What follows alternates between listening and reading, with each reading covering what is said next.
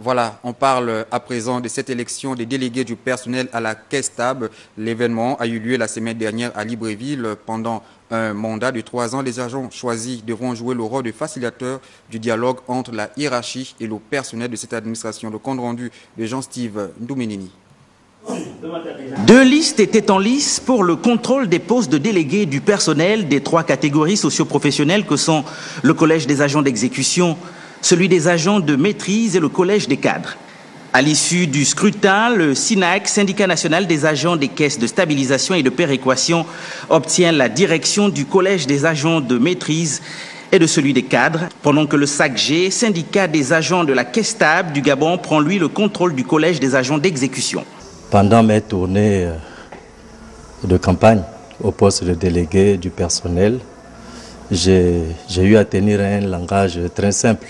Ce langage se portait sur les injustices socio-professionnelles. Comme la loi le prévoit, le délégué est l'interface entre l'administration et les agents. C'est-à-dire que les agents font leur doléance qu'ils soumettent au délégué et nous les présentons dans un cahier que nous soumettons bien sûr à la hiérarchie et nous discutons avec eux. Vous savez que le premier rôle, c'est aplanir les angles et calmer le climat social, qu'il n'y ait pas de conflit. Voilà, c'est surtout ça la grande bataille.